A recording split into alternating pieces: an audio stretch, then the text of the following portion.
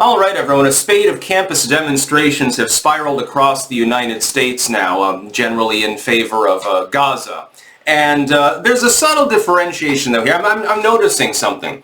If you look at certain media outlets, it's Gaza protests. If you look at others, it's Hamas riots. In some cases, it's generically demonstrators, and they prefer not to even talk about what they're demonstrating for.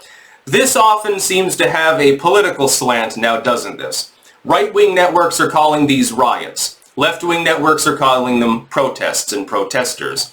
It's either about Hamas, mainly, not completely, but mainly, or about Gaza. And if you go through the articles, you'll find so many lies by omission and structure, I'm not even going to bother covering any examples. You can see them for yourself this morning if you just read the news. Take one quiet morning. Just take an hour out of your time.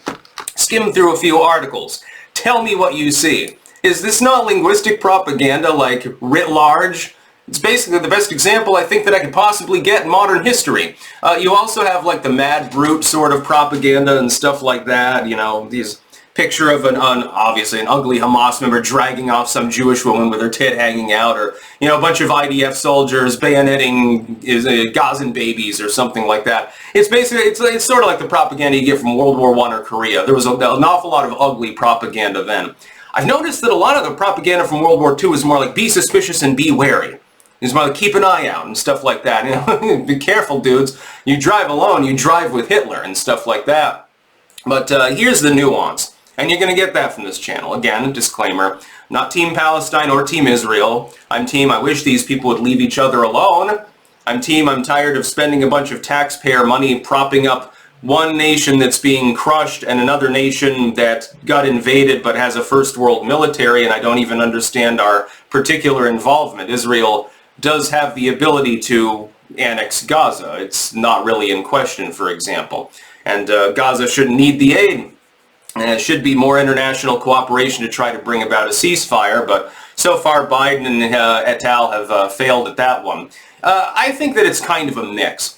Certain of these demonstrations, especially the one at Columbia, I think, have devolved into riots. They are riots, and clearly there is an element of people there that outright support Hamas.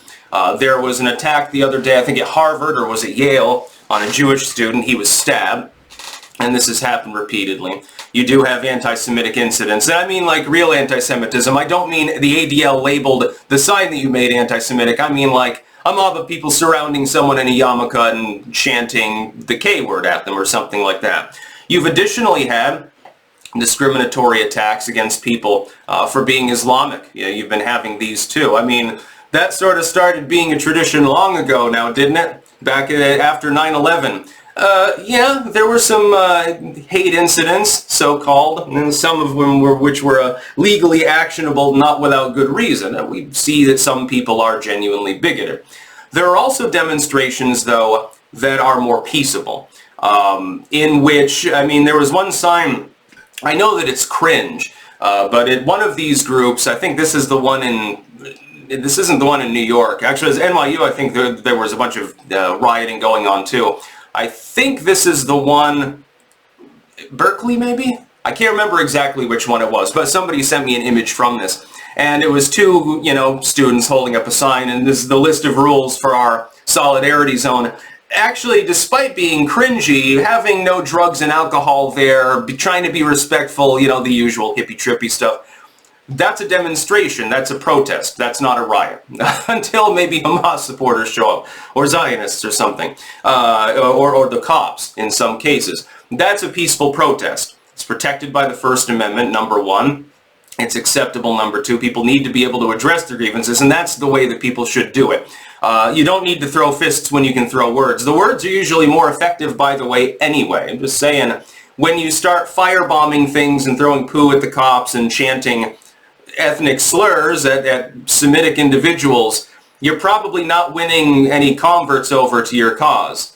It's like that old Beatles song, if you go carrying pictures of Chairman Mao, you ain't going to make it with anyone anyhow. A lot of people apparently didn't get the memo. They didn't take that particular advice. Beatles, in the end, good capitalists. John Lennon loved his luxury lifestyle, of course. Now, some of these are Gaza protests. Some of these are Hamas riots. And that nuance is totally lost. If you're watching mainly left-wing media, you think that it's fiery but mostly peaceful 2.0. If you're watching Fox right now, they're single-mindedly fixated on the demonstrations that got violent. And some of them did. But there's no nuance there. Nobody wants to discuss the entire story. You can get it here. You can get it from a handful of other commentators that are intellectually honest, but by and large, you're not getting them.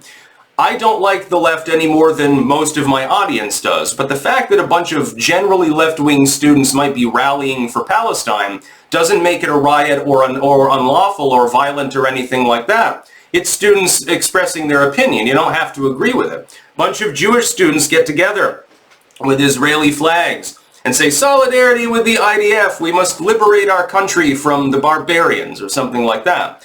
They're not killing anyone, they're not hurting anyone, but if you get your treatment mainly from left-wing media, say, oh my God, these far-right Nazis, literal Nazi Jews, which is kind of funny. I knew a kid in high school that used to draw that on his notebooks, and there would be a Star of David with a swastika in it, and it said Nazi Jew, and I always thought that was amusing, and like, I was a little bit of an edgelord. I mean, I still am, but I was then as well. He was a cool kid, definitely a stoner, I'll tell you that much. Copied my homework a couple of times. Don't worry, that's before I got into NHS, so don't worry, it's all good.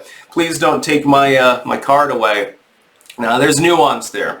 But war has a tendency to erase nuance. I talked about this when the Russia-Ukrainian war began. What was one of my first videos on the topic? You're about to see a tidal wave of propaganda in which one side is declared to be heroic, guided by heaven. They are absolutely, they're perfect. All of their past flaws, somehow they no longer matter. They're no longer meaningful. The other side are evil and terroristic. And indeed, we see that from media in the West and the East Bloc. That's the way that the situation is genuinely portrayed. It's not a surprise, though. This is war propaganda we're talking. This is an extension of war propaganda more than anything else because it involves a literal war. It's just that the people that are demonstrating happen to be not part of the war, except unless they pay taxes, and the average college kid ain't making enough to pay taxes. Their parents do. Some of them secretly support the Israelis, I'm sure. Which is very interesting since they're sending a bunch of money there too. It's like an inescapable sort of thing. We just keep bribing people. They're never actually our friends or help us in any way, but we just keep throwing money at them.